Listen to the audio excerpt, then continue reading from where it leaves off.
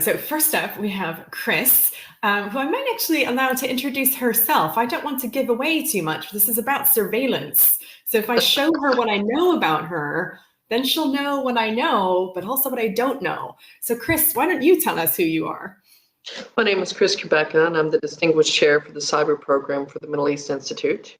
I'm also in the media an independent researcher, but in reality, a hoodie-wearing ethical hacker who loves to break all sorts of things legally. I want to stress, legally. Legally being the key, and I love this phrase, ethical hacker, which we will return to in a moment. Okay, we can weave in guest number 2. He goes by the name of Will, but is that his real name? Will, tell us about yourself.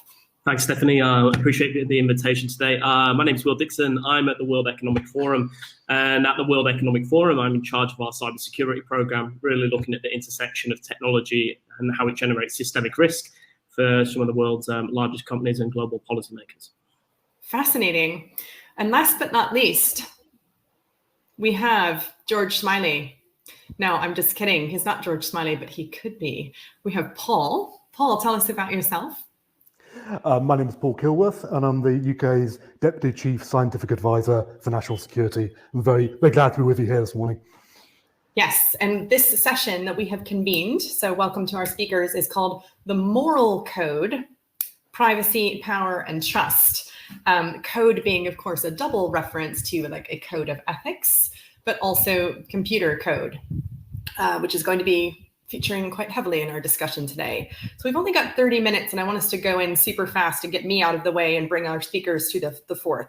So what I'm going to do is highlight the tension, even just in this panel's discussion about a moral code, because this makes us ask whose morals. So we're here in the UK for cogX, but obviously everybody who's watching this both today and in the future, because this is being recorded and obviously will therefore stay on the internet forever, could be watching it anywhere in the world. And the morals that we have here in the UK are not the morals of everyone elsewhere, thank God. And also the morals we have today in 2021 may not be the morals that future generations have who may be looking back and judging us. So I'd like to open this up first by turning to Chris, who has a very interesting perspective based on both her work and where she's been based, to ask this question of, whose morals? Is it universal? Is it regional? Is it personal or national? What are your thoughts? Well, I think that morals differ from culture to culture and country to country. So morals in the Western world or the Northern Western world is typically very, very different from, say, China and parts of Asia and also the Middle East. And I think it also shows in how each region views privacy, if it's just something that is a thought or something that is actually regulated and imposed.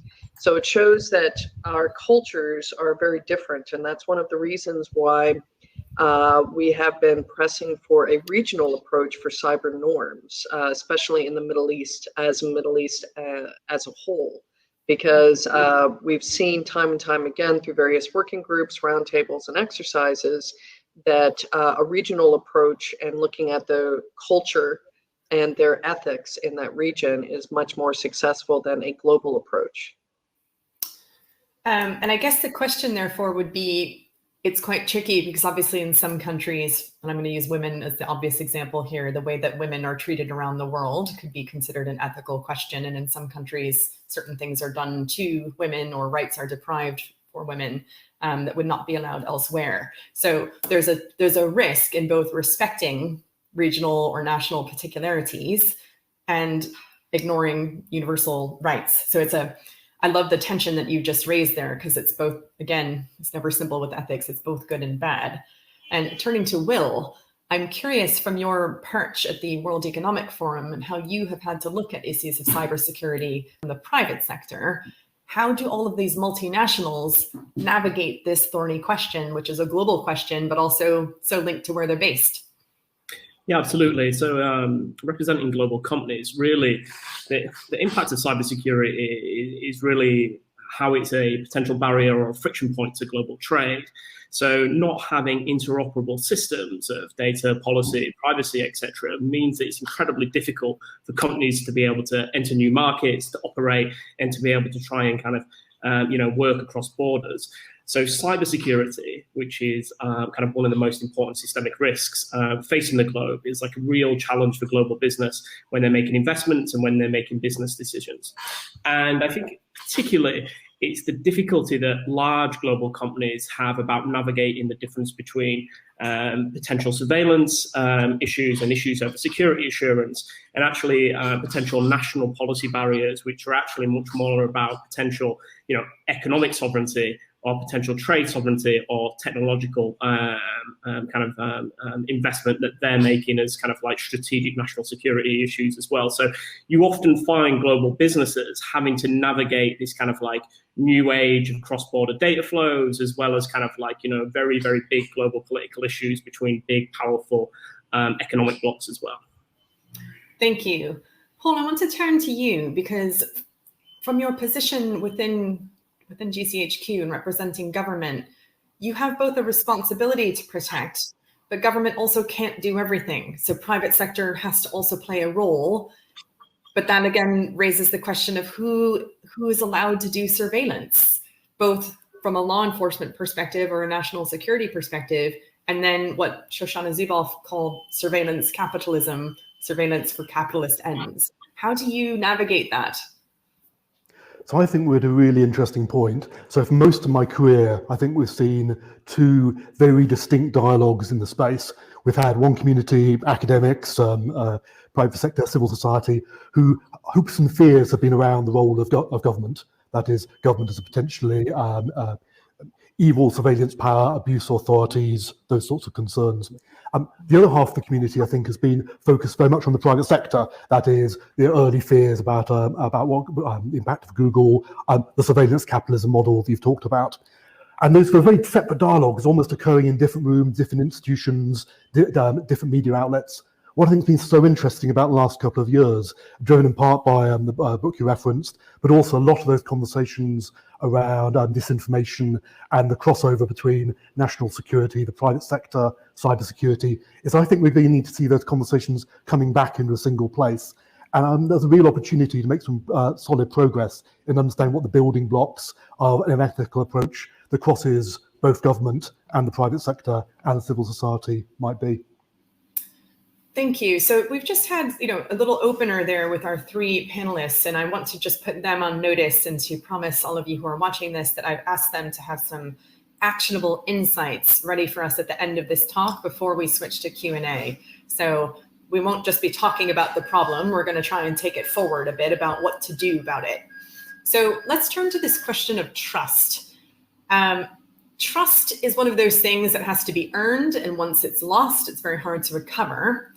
What do you all think people need to do on this question of privacy and power, given that there's so little trust in the world right now because of all of the data leaks and people grabbing data, even with the NHS here in the UK? There's been a data grab that had to be pushed back by public action so that it was done properly. I'd be really curious to hear thoughts on that. So who wants to go first? I will. So yeah, it can be very, very difficult because I don't know who coined the phrase, but if it's free in the technology world, that means that you're the product. And I have found that marketing companies are much more, say, creepy in their surveillance of everyday citizens versus what any government I've ever observed. So we need to be aware of what companies hold on us, not just our government. However, you can't just do a FOIA request or a request for information from any marketing company. Most of the time, we don't even know what marketing companies are handling our data. So it's very hard for us to trust, but yet here are these temptations of free apps and free services that overwhelm us. That's a really good point about if it's free, that's already your first flag. I mean, that's an actionable insight moment right there of if you're getting this for free, ask yourself why and what would they do? So here's the question: nothing to hide, nothing to fear. Paul and Will, I'm going to put you both on the spot there. Is that true? What do we have to fear? So I'm always a little bit concerned about that particular phrase. It's not one I'm fond of, and it certainly doesn't underpin the UK approach around necessity and proportionality.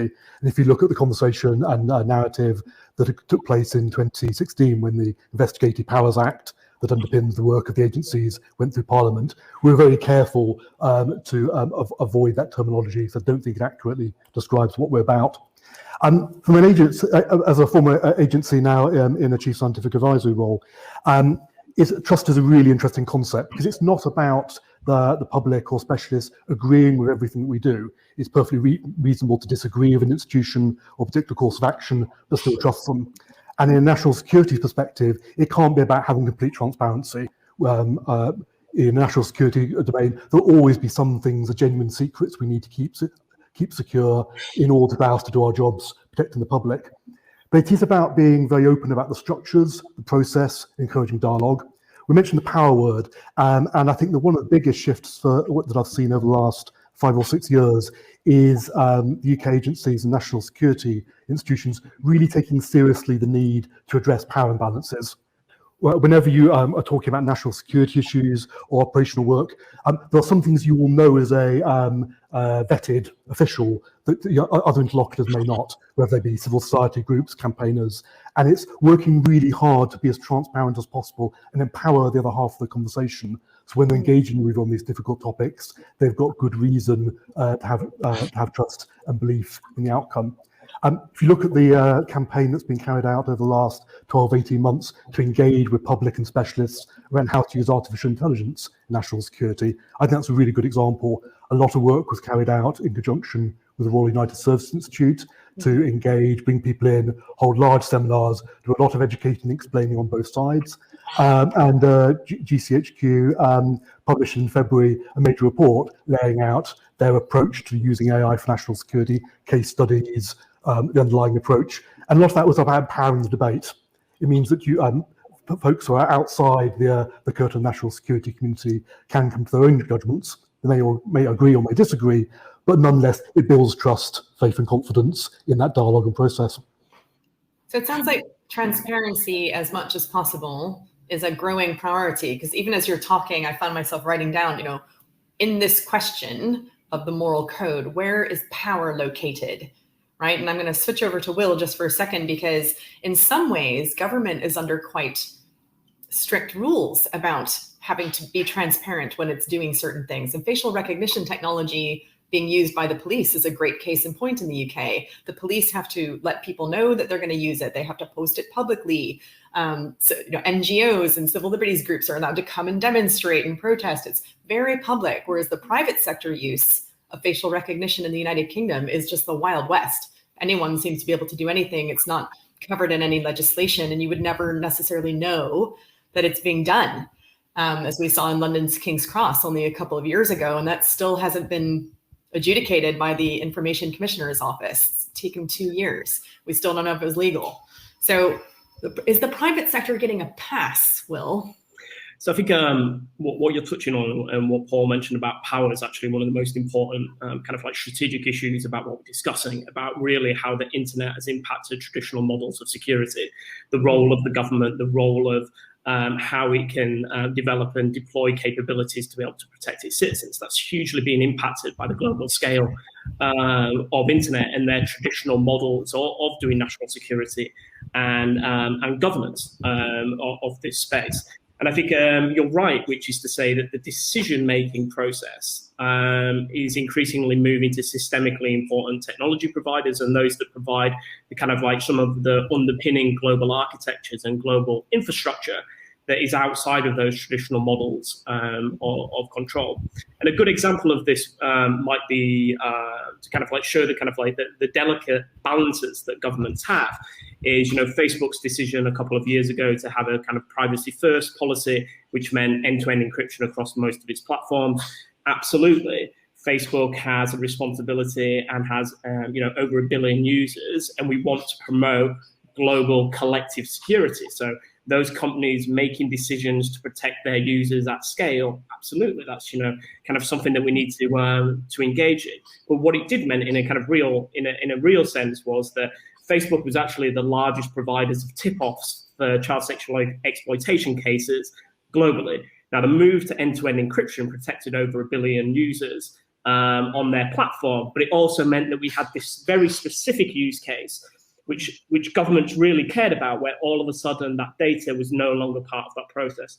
And what it meant was that national governments then have to work together with the technology providers and say, well, we have a responsibility to protect our citizens and prosecute these types of serious organized criminal offenses. What is the right balance? And that debate is still ongoing, but that power dynamic and the impact of systemically important private companies is definitely a challenge that national governments have had to navigate.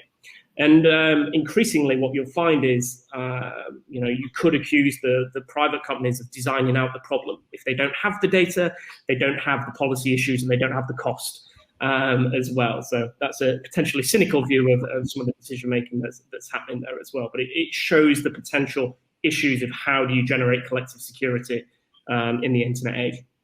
I'm delighted that you brought up that phrase collective security, because I want to move us forward to the next bit. And you mentioned that phrase designing out the problem, which is almost like taking the data onto devices rather than having it just sort of circulating around where they can be scraped, which doesn't remove the problem. It actually just creates a different problem, which is that now you have to hack people's phones. Because if I can just get into your phone, it doesn't matter that your WhatsApp is encrypted, because now I'm going through your phone. And of course, there are companies that do that. And we've mentioned some of them in the lead up to this talk about, I don't know if I should say their names. I might just let that hang in the air like a bad smell. But Chris, I want to ask you, because as an ethical hacker, that really interesting phrase, you're going to be aware of sort of what is right up at the line, right? So if you were brought in to help in a case to test something or to find information, how do you make that call personally? And what are you seeing around you? Well, one of the ways that I make the call is I'm based in the Netherlands, and actually the Dutch government gives guidance for ethical hackers on how to proceed, what level of non-destructive testing they're allowed to do, how to report issues in a secure manner without being prosecuted. And they actually have the document in English and in Dutch. It's about a 35-page document. And of course, I do request legal assistance sometimes because I am not a lawyer. So I try not to get into trouble. But there are some cases where you do get very close to that line, and also sometimes you have to cross it, but that's usually with the Dutch prosecutor who is approving that move. Right. And I'm going to put Paul in the hot seat for just a moment and say ethical hacking. Interesting question about trust, privacy. We've talked about transparency. So ethical hacking, by what Chris is saying, is being done with the guidance of a government, often working with prosecutors. That's going to be very clear and transparent in that use case. How are you seeing this from a government perspective of, is there a role for ethical hackers to play, both for the private sector and for government? Or are you like, please stop playing with the live ammunition? Hotly debated, as you can imagine, across the UK. Yeah. I thought the first bit I'll probably pick up on is something you mentioned a moment ago, which is about seeing hacking or equipment interference, as we call it in the UK, as an alternative to lawful interception of the sort that the police and authorities have been doing for many, many years. And I think from where I'm sitting, these are very different sorts of activities, both in terms of scale, the sorts of risks and issues that come with them. And I think it's a cautionary note that we shouldn't compare them as being fundamentally the same. The apples and oranges have different types of investigative strengths and weaknesses. The second element is, from where I'm sitting, the single most important thing that the government has to do in an advanced digital economy like the UK is ensure effective cybersecurity. I'm vastly more concerned with whether or not our computers are patched, whether or not vulnerabilities are found quickly and rolled out to users, than probably any other issue. That's where an advanced economy like the UK has to be focused. And the work of the National Cybersecurity Centre is absolutely focused on that. I think the same applies if you look across the US, and our EU colleagues, a very similar set of issues. I think that some of the really interesting ethical issues that come up around ethical hacking, as Chris mentioned, are very much how do you deal with it across national borders? How do you manage this in a world where law enforcement states are divided in various ways? And as Will pointed out, the critical technologies and systems on which we depend are not evenly distributed. Yeah. And that, I think, it becomes a really challenging set of conversations to produce a system which would not only be ethical, but also workable whilst protecting citizens. So extremely complex. Yes, and in our preparation chat, Will mentioned two phrases that I'd love to throw in to have the three of you riff on before I start getting closer to your actionable insight test. That's your warning. Will, you mentioned this idea of collective resilience and systemically important resilience when we were chatting last week, just to get ready for this. And we've hit, Paul's just hinted that his big priorities is making sure computers are patched and sort of protecting infrastructure and the big things that we've been seeing with the developing ransomware as a service, as a model phenomenon. We obviously want to nip that one in the bud. So how do we protect ourselves? How do we trust that we're protecting? How do we understand the power of whose responsibility is it to protect ourselves? Yeah, and I think this is a conversation that's happening at the G7 this week, which is, you see I'm based in Geneva, and there's a conversation that's going to be happening between Joe Biden and Vladimir Putin about the potential impact of, crime groups based in Russia, overreaching and kind of undermining technology and infrastructure and, ransomware epidemic overseas as well.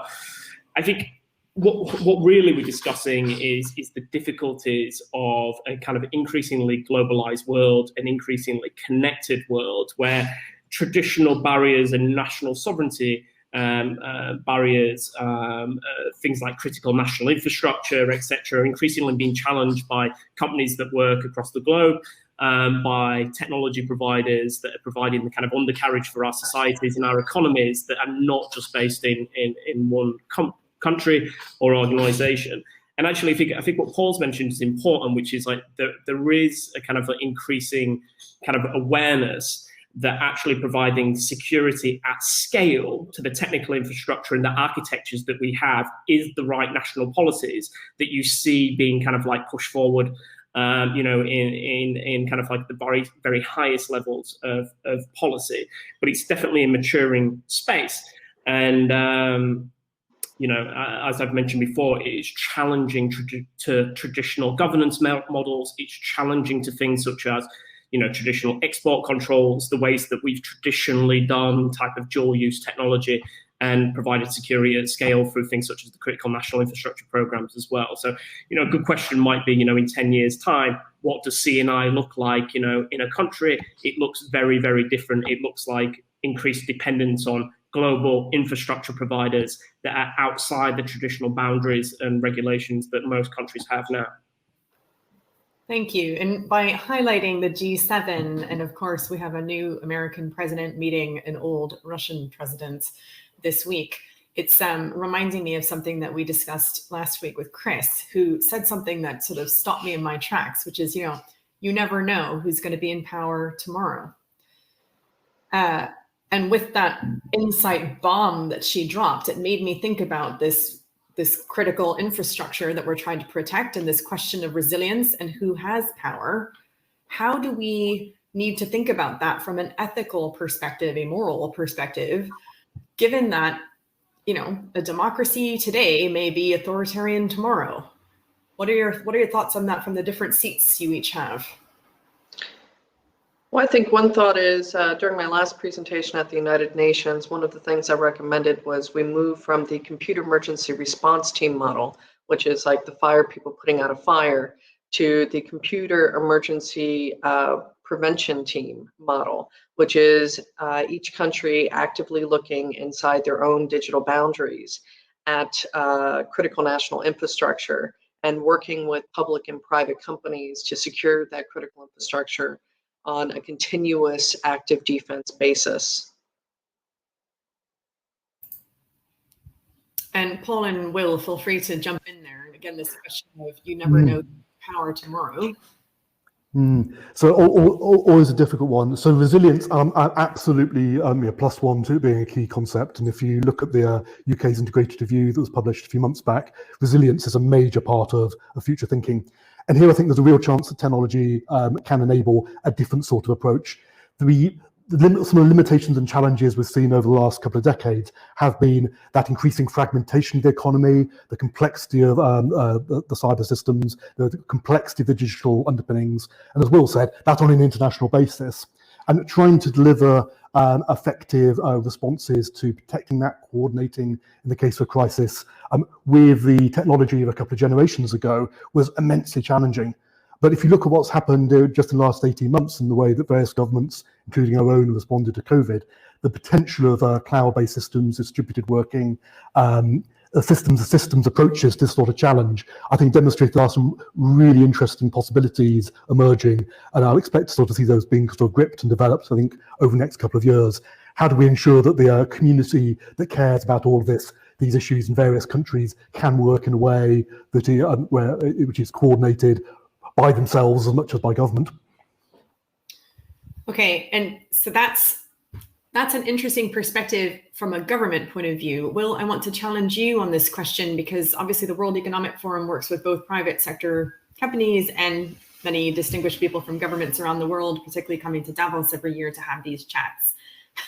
But the question is some of them are perhaps not necessarily pro data security, pro privacy. They may be actively engaged in hacking and ransomware activities, or at least allowing it and not stopping it. How do you see the private sector's role in this? Just, because private sector often likes to say we don't do politics, right? As long as it's legal, it's in bounds. What's your thought about that? Well, increasingly what we're saying is cybersecurity needs to be part of kind of the multi-stakeholder model where you've seen progress such as, ESG, where you've seen companies starting to kind of like understand that they have a real responsibility in issues such as climate change, etc. It's a much more difficult concept to understand that kind of like multilateral stakeholder capitalism model for cybersecurity. But you are increasingly saying to companies, look, you are part of the solution, you are part of the ecosystem. The security of your peers and the security of your supply chain is absolutely integral to your business operations, and also providing kind of like safe and secure digital space for you to be able to operate. And particularly where we get traction is the kind of understanding that the private sector is increasingly part of the deterrence model, both in kind of like increasing the kind of like barrier to entry, increasing kind of security standards, but also can actively engage with government, with law enforcement in providing skills, data, and capability to be able to provide some of the kind of right deterrence model, to be able to provide kind of a better, safer, secure environment for them to be able to operate. And absolutely, that's a challenging conversation, and it's difficult in specific types of jurisdictions, but it's the right conversation to be having, which is this is a collective issue, and we need collective security, and the private sector is absolutely part of the solution, and increasingly part of the solution because they have the skills, the data, the capability to be able to provide security at scale. But yes, it's very difficult being the person coming in and speaking about collective security after the guys who speak about climate change and net zero to the CEOs. I've got to say, he's talking about firewalls after, ESG is difficult. But, that is a conversation that's increasingly at the very, very top of business and decision makers as well. Largely as well because they're spending so much money on cybersecurity as well. This is a burden potentially to their operating models. So absolutely, they want solutions and they want scalable solutions. And it raises to follow up very briefly on that. I think in many cases the public don't realise how important that combination of the private sector, government, civil institutions are to setting international standards in the space, whether it be process protocols for security or how systems work, how next generation smart cities or digital currencies operate. that coalition of interests that come together all the time in the background to tackle those are absolutely critical to delivering that collective sense of security. And I think we've seen that going up the agenda or in governments around the world as they've begun to understand how important those bodies are to delivering the technologies which their citizens use day in, day out. And I think this sort of leads nicely into my last question before we turn to actionable insights, which is, should certain companies who are very active in this space decide to only sell to law enforcement, for instance, or to only work with certain governments and not others? And we had talked about this before in the idea of tech dominance, that sometimes it's just a question of, who is available to build your 5G system. But also, if you're like working with an authoritarian regime, do you have a responsibility as a private sector company to care about that? Thoughts? Well, I mean, I would say, again, that comes back to the question of whose ethics. And I must say, because of my work in the Middle East, the threat model is very different. In Saudi Arabia, they have not only drones coming over the borders from Yemen being supported by the Iranian government aimed at pipelines to destroy, but those same drones have also been targeting civilians. And less than 2 years ago, Saudi Arabia admitted that they halted an attack on CNI that was aimed at killing thousands of people. So if we were to only sell tools only to whom we consider the good people, what about the people who are suffering almost daily from things flying in the sky trying to kill you? Right. Paul and Will, you're very welcome to answer that, or you're welcome to start going into actionable insights. But I just wanted to give you an opportunity, either from government or from the private sector hats that I've sort of imposed on you. Do you think there's an ethical consideration of, who you work with from either side of the equation? So there's a wide range of regulations and various laws which apply to this in all countries, and the UK, the Exporter Control Joint Unit, plays an important factor in trying to manage this. And we know it's not easy.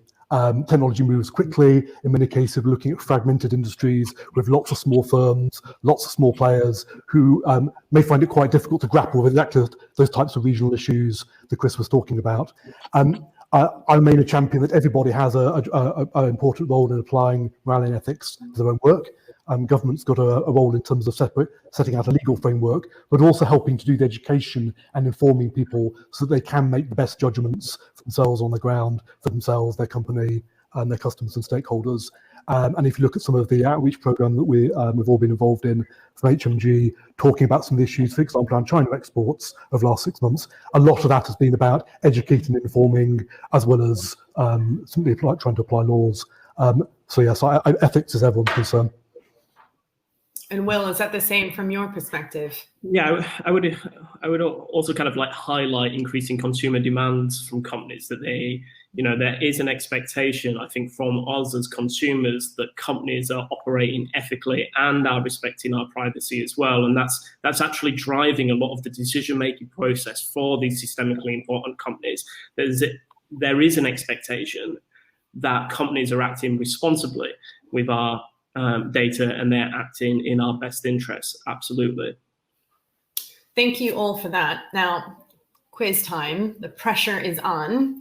The public needs to know if there is one thing that each one of you thinks that we should be able to do, that you would love to see people do to improve privacy, to improve trust, and to get this question of the moral code and the balance of power right.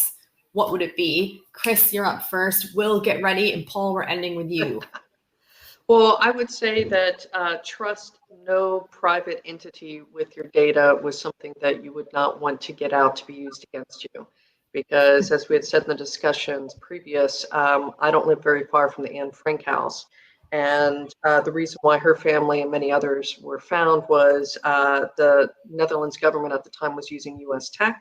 And when the Nazis came in and took over, they used that US tech to pinpoint all of the families and people and religions, etc., that they wanted to get rid of. So again, trust yourself. Don't trust so much the private companies with things you don't want to be found out tomorrow. Right. Thank you. Will? Slightly potential controversial action here, but from increasingly we actually find that attribution, deterrence, and investigation is an increasing issue for most countries globally. We actually expect, and we've got research out with some of our think tank partners, that 0.05% of all cyber incidents result in any type of attribution or prosecution. The biggest issue that I think we've got globally is actually we don't have accurate data of the scale of some of the issues. And in places like the US and the UK, they've been working hard to try and get accurate data. But in many countries, we do not even have the right data to understand the scale of the issues and the incidents that are facing the global community. And without that data, we can't have an irrational discussion about the types of capabilities law enforcement and national governments need to be able to really build the right deterrence model to protect us and promote collective security. So you'd like to see more data about what's actually happening and how we're working together on it to solve it? See much more from governments and from companies around the world in reporting cyber incidents to their authorities, so we can have a much more kind of like rounded discussion about appropriate authorities. Thank you. That's a great question to go into with Paul. Although I want you to share your own insight, but feel free to comment. It says your privilege is the last one. You can comment on the other two. Cool. So my plea is for more of what Bruce Schneier calls public service technologists. So from where I'm sitting, one thing we need is, and this, maybe many folks listening in today, is people with technical skills, technical knowledge, contributing to the public debates to really shape the future. It's about making technology a political issue in the best possible way. And that can be everything from campaigning for particular rights, particular causes, helping to shape legislation, getting engaged in some of those international standards that I talked about before. But we do not have enough good people with technological skills, technological background stepping up. It's too important to debate to be left to non-technologists. So I'm very keen that people get involved. And if anyone out there would like to be pointed at any options, very happy to be in contact afterwards. But more engagement and more community. Wonderful. Speaking of engagement, we've had a question come in from Federico, so I'm going to have to lean in, so I don't have my reading glasses. He says, thank you, Chris. However, isn't it often very hard to even know what data is being collected about us, which kind of actually links into a bit with Will's point again of transparency. Private companies are quite opaque regarding data collection, often do not disclose the type of data they have access to. We often don't realize we are giving up some data about ourselves. So thoughts on that? And I think we have to close, unfortunately, but let's end on that note. How do we know? Well, I think that speaking about getting more technologists involved, that's what I am. And we need a more data-focused human rights policy around the world where it can apply. And we need to be able to request directly from private companies what data they actually hold on us and hold them to the same standards as we would a government agency. Thank you for that, Chris, but also thank you to all three. I am so sad that we have to end this conversation, but we were only given 40 minutes. We could clearly talk for hours. I will post some things on Twitter, though, and I'll work with the speakers. If there's anything that the speakers would like to see sort of sent out to the public, I'll put it in with the cogX link to this talk, and I'll have it on my account as well, linked in with everyone on this call who would like to be linked in. So that we can see. So Paul has referred to some things from GCHQ about artificial intelligence and ideas for being a public service technologist, which I'm sure many people will respond to that call, so look out. Will reference some great stuff from his perspective, and I'm sure Chris is going to have great things too. So this conversation can continue online as well as in real life, which is the best thing about it. So all that remains is to say thank you so much to our speakers. You've been fantastic. I've learned so much.